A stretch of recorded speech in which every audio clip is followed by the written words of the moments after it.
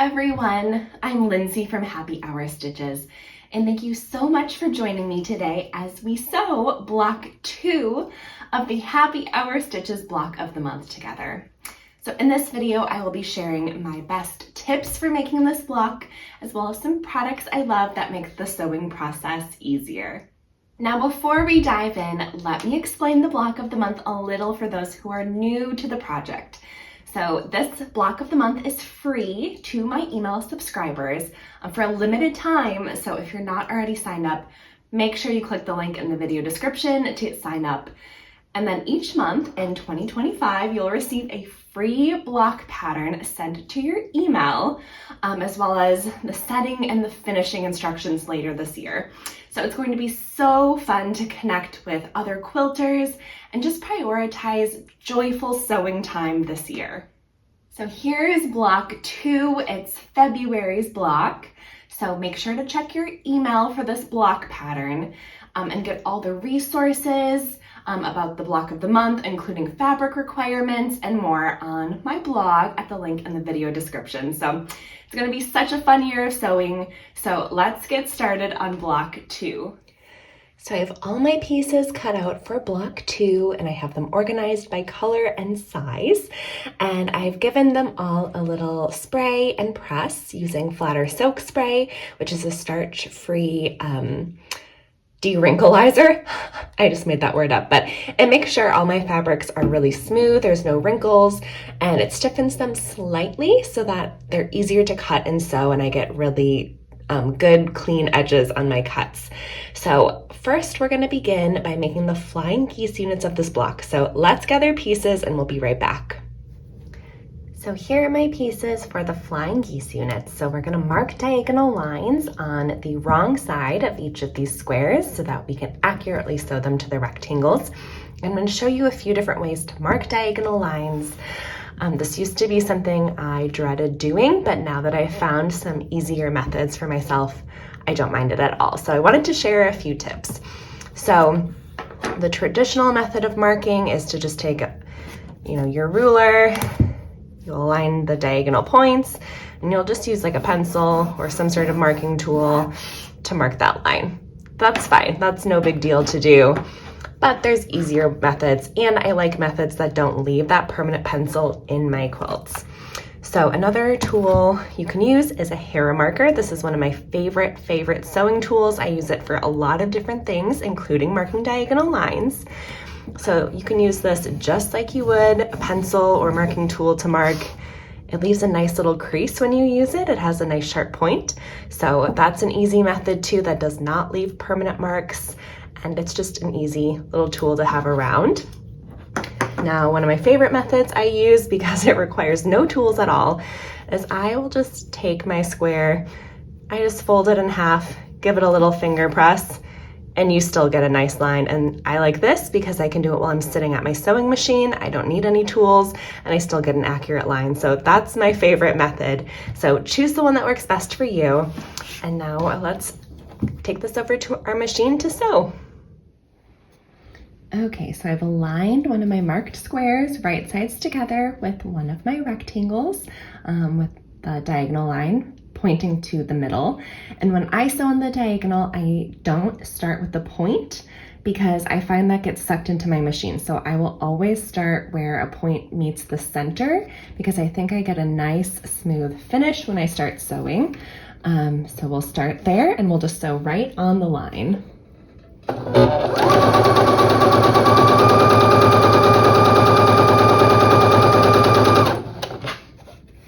Okay, and to just keep things flowing, I'm just going to chain piece all these units in one row before I trim them. So when you chain piece, you have this fun little chain of units and we'll cut them apart. Now this is like one of my favorite tools in my arsenal. It's a thread cutter for chain piecing and it uses your old rotary cutter blades so that you can get a little more use out of them. So I will link this tool in the video description if you're interested, but it's a great way to just can sit on your workstation And it just cuts apart these chain piece units, no problem, and you get to use rotary cutter blades that are not as sharp for cutting. So now that we've cut our pieces apart, we'll trim our seam allowance. So before I do that, I always like to just finger press this piece open to make sure it's covering the piece under it so that my flying geese unit ends up the right size.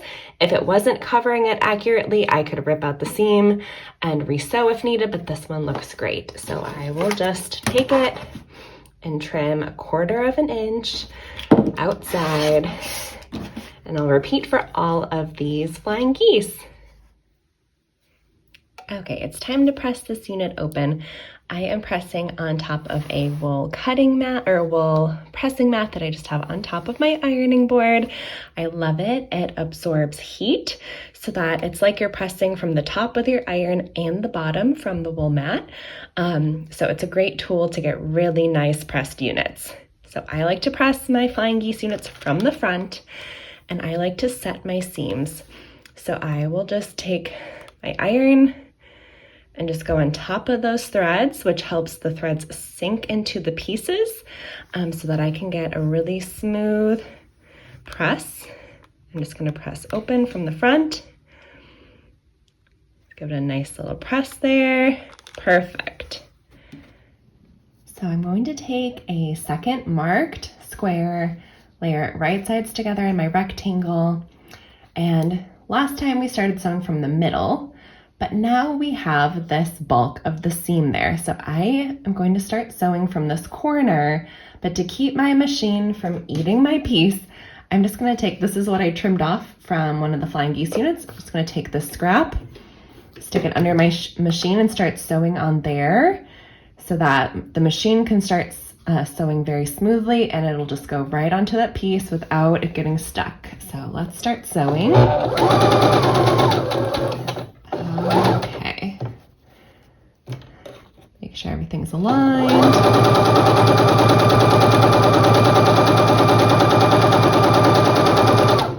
Perfect. And I'm just gonna sew all the other squares onto our rectangles to complete our flying geese.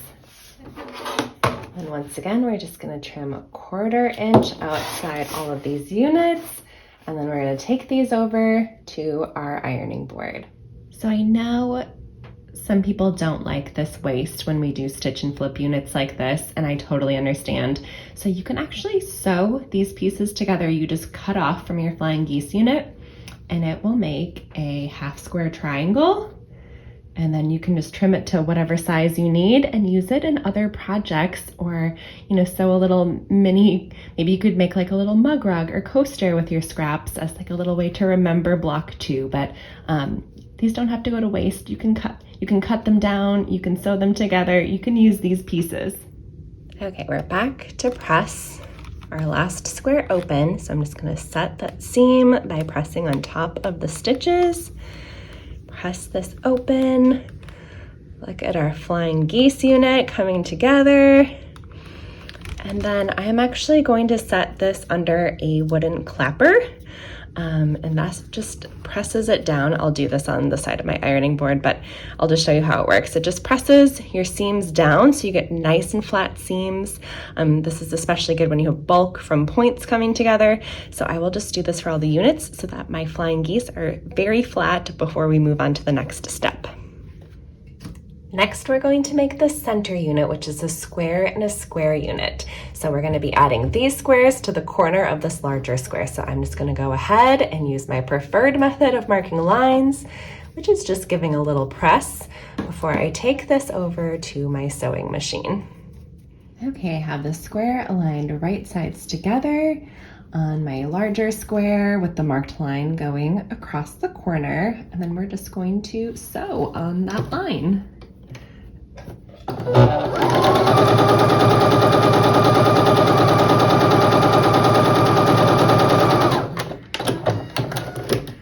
Okay, and then I'll do it on the opposite corner. Let's get that aligned and sew.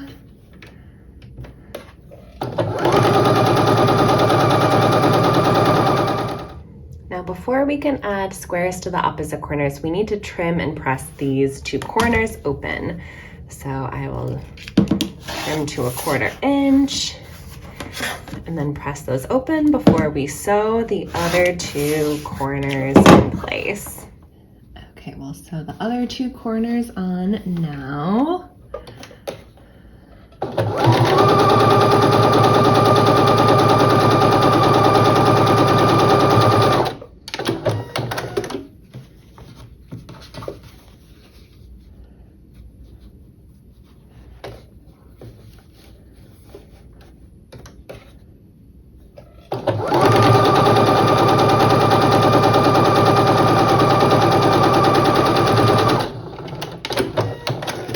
And we'll just trim and press as before to make our square and a square unit.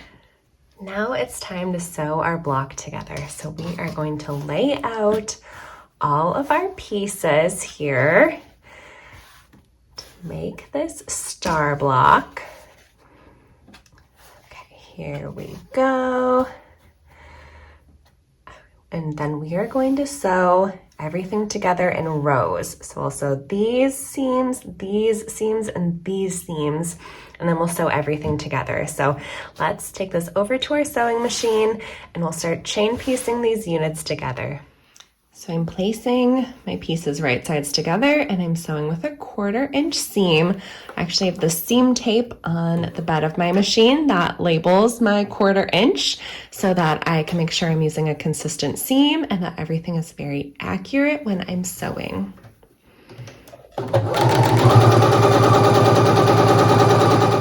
So now I'll be sewing my flying geese unit to my square and a square unit. And I want to make sure these 2 points align perfectly and that I'm not cutting anything off. So I'm actually gonna pin these pieces. So what I will do is I will come in through the back of the flying geese unit with my pin right at that point. And then I'll go through the front of the square and a square unit right at that point. And I'll push it all the way through, and that just means my pieces are perfectly aligned. The points are going to align correctly. I'm just going to stick that pin through and I'll remove it right before I sew over it.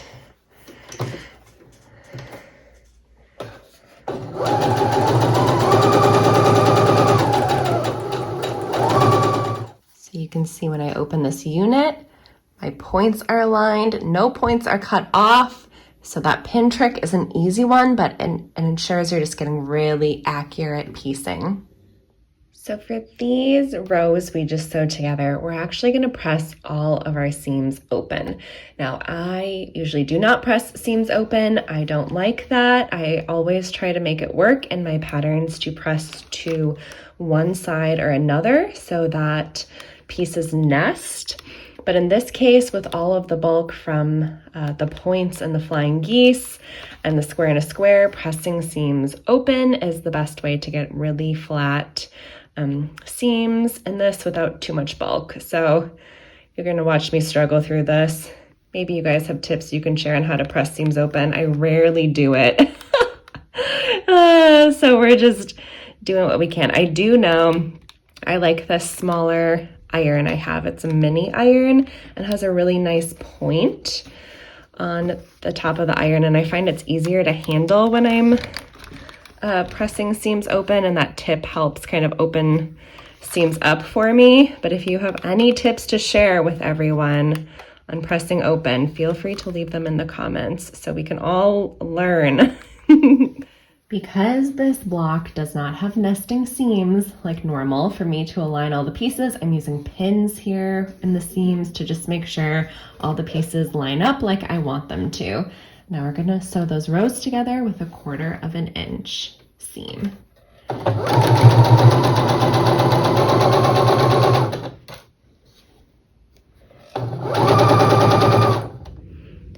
We've sewed our rows together and now we just need to press these final seams open, and then our block 2 is complete. Now to press the seams open, I did have to press from the back, but you know I love pressing from the front. And just to get a really nice flat block, I'm actually just gonna spray this with my spray bottle. I don't use steam in my iron or any water in my iron, so I just use like a little spray full of distilled water. So I'm just gonna spray the front and give it one more last press from the front just to make sure everything is flat before I give this block a final little trim to make sure it's the correct size. And here is our finished block 2. I just gave it a little trim to make sure it was the correct size so that when we start doing the setting, it will come into the setting and fit with other blocks accurately. And we are finished with our block 2. Great job, everyone. I hope you enjoyed sewing this. Thank you so much for sewing block 2 with me. I just love this block and I can't wait to see everyone's versions. So make sure you're sharing on social media. You can tag me at Happy Hour Stitches, or you can email me a photo. And also make sure to check out the blog for any additional resources and link to the products I used in this video. So I will see everyone next month for a new block pattern. So thank you so much for joining me for our happy hour of sewing time.